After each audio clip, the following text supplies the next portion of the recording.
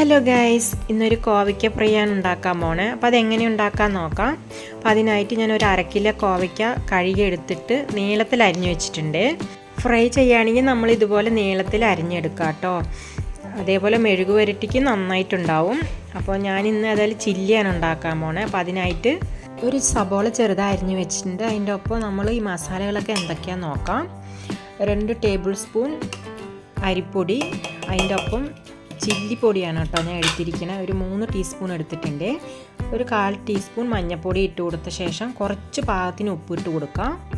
എന്നിട്ട് നമുക്ക് ഇതൊന്ന് നല്ലോണം മിക്സാക്കി കൊടുക്കാം കേട്ടോ. വെള്ളമൊന്നും ചേർത്തേണ്ട ആവശ്യമില്ല. ഈ കോവയ്ക്കയിൽ തന്നെ വെള്ളമുണ്ട് കേട്ടോ. അപ്പോൾ ഒന്ന് നമ്മൾ കുഴച്ചിട്ട് ഒന്ന് മിക്സാക്കി കൊടുത്ത ശേഷം അരമണിക്കൂർ കുതിരാൻ വയ്ക്കാം. എന്നിട്ട് നമുക്കത് ഒരു ഫാൻ വെച്ച് എണ്ണ ചൂടായതും ഫ്രൈ ചെയ്തെടുക്കാം കേട്ടോ. ഒരു അരമണിക്കൂർ നമുക്ക് മാറ്റി വയ്ക്കാവേ. അതിൻ്റെ ഒപ്പം ഒരു സബോള ഞാൻ ചെറുതായി ലേസായിട്ട് അരിഞ്ഞു വെച്ചിട്ടുണ്ട്. കുറച്ച് വെളുത്തുള്ളിയും കുറച്ച് കറിവേപ്പിൻ്റെ ഇലയും എടുത്ത് വെച്ചിട്ടുണ്ട് കേട്ടോ. അത് വറുത്ത് നമ്മൾ ലാസ്റ്റ് ഇട്ട് കൊടുക്കാം. അരമണിക്കൂർ ആയിട്ടുണ്ടെങ്കിൽ നമുക്ക് ഫ്രൈ ചെയ്തെടുക്കാം കേട്ടോ. അപ്പോൾ അതിനായിട്ട് ഞാൻ ഫാൻ വെച്ച് ഗോൾഡ് വിന്നർ എണ്ണയാണ് ഒഴിച്ച് കൊടുത്തിരിക്കുന്നത്. അത് ചൂടായിട്ടുണ്ട്. ഇനി നമുക്ക് കോവയ്ക്ക അതിലേക്ക് ഇട്ട് കൊടുക്കാം. കുറച്ചായിട്ട് ഇട്ട് കൊടുക്കാം കേട്ടോ. അപ്പോൾ ഞാൻ ഏതായാലും 2 ട്രിപ്പായിട്ടാണ് കേട്ടോ ഇട്ട് കൊടുക്കണേ.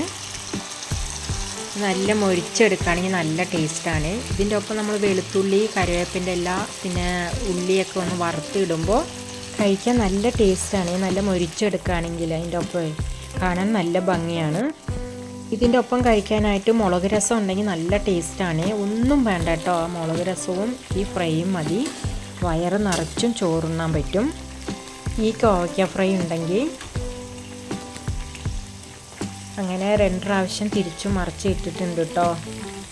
നമുക്കിത് കോരി മാറ്റാം. ഇതായിട്ടുണ്ട്. അങ്ങനെ ഒരു പ്ലേറ്റിൽ ഞാൻ കോരി മാറ്റിയിട്ടുണ്ട്. ഇത് 2ാം ട്രിപ്പാണ് കേട്ടോ ഇട്ട് കൊടുക്കണേ. അങ്ങനെ 2 പ്രാവശ്യമായിട്ട് ഞാനിത് വറുത്തെടുക്കുകയാണ്.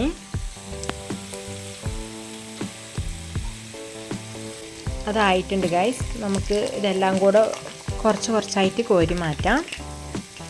അതിൻ്റെ എണ്ണയൊക്കെ ഒന്ന് പോകാൻ വേണ്ടി വെച്ചിരിക്കുകയാണ്. അതിന് ശേഷം നമുക്ക് അതിലേക്ക് ഇട്ട് കൊടുക്കാം, പ്ലേറ്റിലേക്ക്.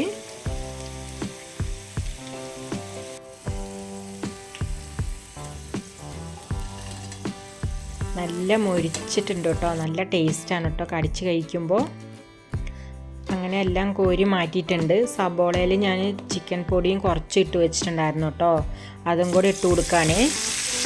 ഇത് നല്ലോണം ഒന്ന് മൊരിച്ചെടുക്കാം. ഈ സ്ലോ ആയിട്ട് വെക്കുക, അല്ലെങ്കിൽ കരിഞ്ഞു പോകാൻ സാധ്യതയുണ്ട്. നല്ലോണം മൊരിച്ചെടുക്കുകയാണെങ്കിൽ നല്ല ടേസ്റ്റാണ്. അങ്ങനെ ഉള്ളിയും നല്ലോണം മൊരിച്ചെടുത്ത് ഇട്ട് കൊടുത്തിരിക്കുകയാണ് അതിലേക്ക്. ഇനി നമുക്ക് കുറച്ച് കറിവേപ്പിൻ്റെ ഇലയും ഒരു 5-6 വെളുത്തുള്ളി ഇട്ട് കൊടുത്തിട്ടുണ്ട് കേട്ടോ. അതിൻ്റെ ഒപ്പം കടിച്ച് കഴിക്കാൻ നല്ല ടേസ്റ്റാണ് കേട്ടോ. അതുകൊണ്ടാണ് ഇട്ട് കൊടുത്തിരിക്കുന്നത്. അങ്ങനെ എല്ലാം കോരിമാറ്റി എടുത്ത് വെച്ചിരിക്കുകയാണ് ഗൈസ്. അതിൻ്റെ ഒപ്പം ഞാൻ ഈ കറിവേപ്പിൻ്റെ ഇലയും വെളുത്തുള്ളി ഇട്ട് കൊടുത്തിട്ടുണ്ട്. നല്ല ഭംഗിയാണ് കാണാൻ, കഴിക്കാനും നല്ല ടേസ്റ്റാണ്. 4 മണി ചായക്ക് എടുക്കാം. അതേപോലെ ചോറിനും എല്ലാത്തിനും പറ്റുവേ. അപ്പോൾ എല്ലാവരും ഒന്ന് ട്രൈ ചെയ്ത് നോക്കണേ. ഇതേപോലെ പുതിയതായിട്ട് വീഡിയോ ആരെങ്കിലും കാണുവാണെങ്കിൽ എൻ്റെ വീഡിയോ കണ്ട് സപ്പോർട്ട് ചെയ്യണേ. ഇത്ര നാൾ എൻ്റെ വീഡിയോ കണ്ട് സപ്പോർട്ട് ചെയ്ത കൂട്ടുകാർക്ക് ഒരുപാട് താങ്ക്സ് ഉണ്ട്. അപ്പോൾ ഇതേപോലെ സപ്പോർട്ട് എനിക്ക് എപ്പോഴും വേണം. അപ്പോൾ ഇതേപോലെ വീഡിയോ ഞാൻ ഇടുന്നതായിരിക്കും ഗൈസ്. അപ്പോൾ ഇന്നത്തെ വീഡിയോ എത്രയേ ഉള്ളൂ. നമുക്ക് മറ്റൊരു വീഡിയോയിൽ കാണാം.